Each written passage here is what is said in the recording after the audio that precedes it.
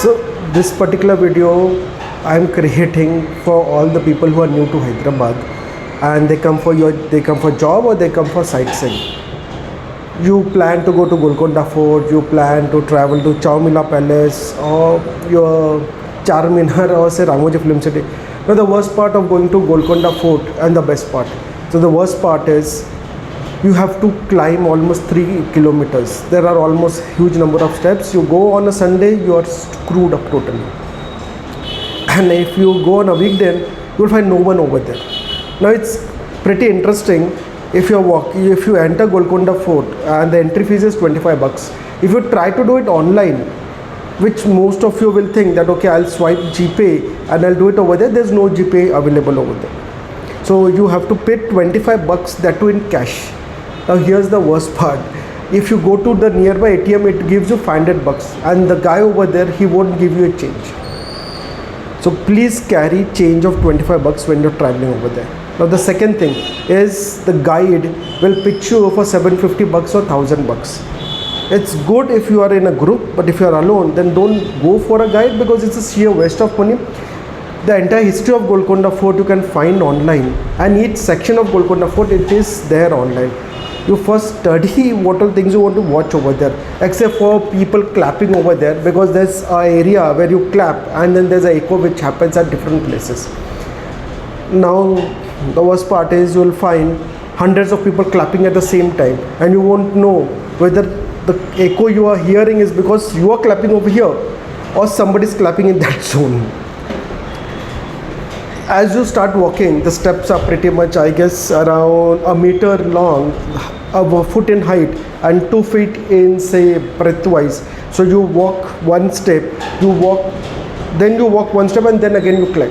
So it's like climbing 1 foot, then walking 2 foot and then again feet and then climbing 1 feet. If you are going there with your kids and your wife, then they're going to crib over there, even if they walk say 100 meters, because it's very tiring. Like these are not normal steps which are 6 inches in height, which you'll find all the places. Or if you are staying in a building and if you are climbing out, it's 6 inches usually. Here the worst part is it is 1 feet in height, so you have to put your feet almost 1 feet in height, then walk. So that makes you tiring. On a Sunday, if you get your kids and wife over there, they are going to crib. यार Sunday में मस्त time pass करना था तो इधर लेके आया पत्थरों में फोर्ट दिखाने के लिए, जिधर कुछ भी नहीं है.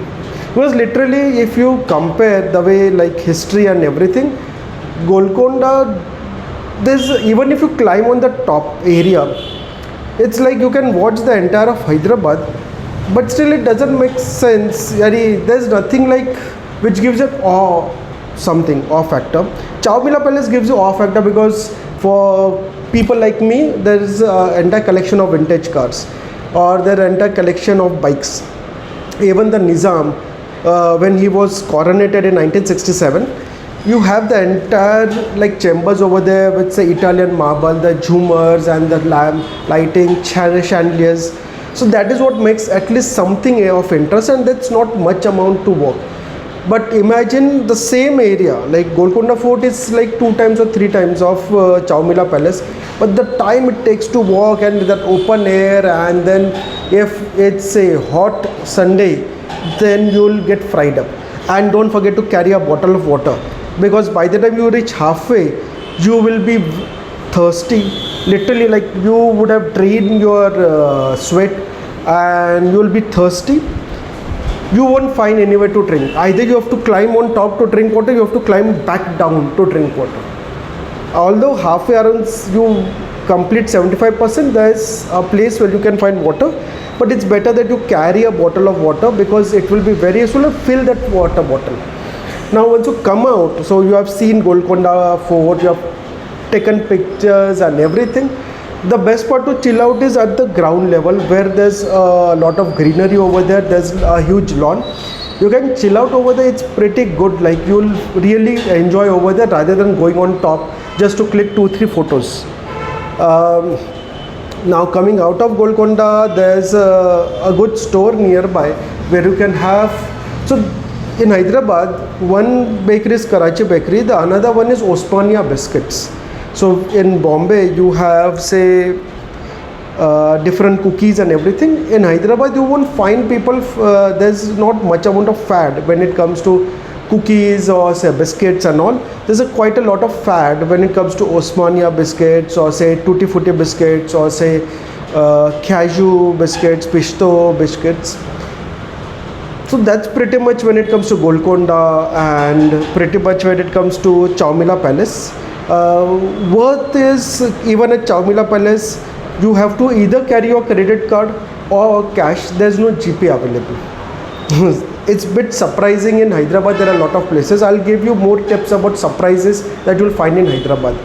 Now another surprise that you'll find in Hyderabad is they don't take say 10 rupee coin or 20 rupee coin or 5 rupee coin. Even the only coins that will work is 1 rupee or 2 rupee. The rest all coins they won't take it because they believe these coins can be made duplicate. So they are happy to take GPay or PhonePe or any QR UPI based payments, or happy to take say cash currency, paper currency, but not coins. So if you are carrying a lot of coins, it's not going to help you anywhere in Hyderabad. And even you don't, if somebody is giving you any coins at 10 rupee, 20, don't accept it because anyway it's going to lie over there like in a piggy bank. Now when you're driving in Hyderabad, it's the worst part is people, the police in Hyderabad is very good.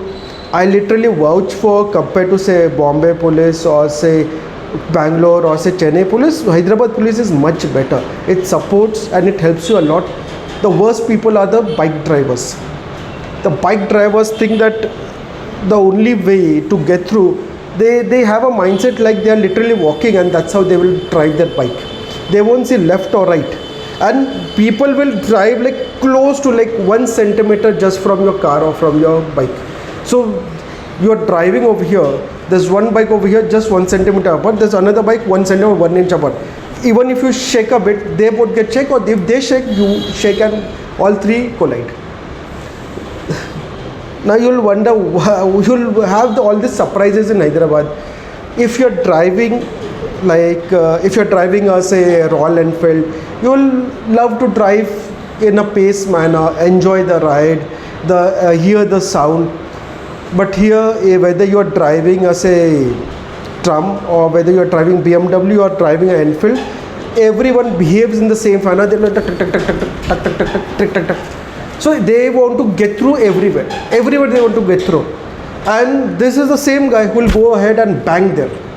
And then everyone will come out from the car or from the bike. They will have a fight and there's a traffic jam. And this is what will happen every second day on the flyover when you're going from say Kukatpalli towards Madhapura or Gachibowli. Every second day there either one car bashes the backside of another car, or there's a bike who is bashing a bike, or bike bashing a car. And if you think that okay, you will drive to, it's like 4 kilometers or 5 kilometers to your office, and you think about driving a cycle, please don't go with it. People will bang you and you won't even reach a kilometer. So bicycle drivers, the only way they can drive a bicycle is on the footpath. So either they bang a person who is walking over there, or somebody else or police will catch you. Now public transport is worst in Hyderabad. You have to literally pray, because coming from say Bombay, first is you have a language barrier when you go to a public transport. You can go for a AC bus, but the frequency, I don't know. The only way in Hyderabad to sustain if you are shifting to Hyderabad is to have your own bike or rent a bike from Rapido or any other place, because the bike, it will help you a lot, because you can travel in those time sets when there's not much traffic. Now coming to the traffic part, or traffic part, usually like office starts at 10 o'clock, ends at 6 o'clock, so usually the traffic is between say 9 o'clock to 10 o'clock and evening say 6 o'clock to 7:30. But surprisingly in last 2 months what I've seen is there's a traffic on Gachibowli road which starts around 4 o'clock, 4:30. I don't know why people are leaving office early with the hope that they will reach home early, less traffic, and then they will work from home But now again the traffic has started, so literally everybody thought in the same manner, and everybody is driving at that same time. So this is the worst part. And when it comes to food, the food habits for non-vegetarians pretty good, and for vegetarians also pretty good, but the portion size is very huge. So even if you take a paratha, the portion size is like a medium size pizza. One person cannot have it all. So when you take, you have to understand the portion size over here. The rates are according to the portion size, but the base portion size is also very huge, which makes it very difficult for you to have their food. And these guys over here, the Hyderabadis and the Telugus, they have a huge appetite.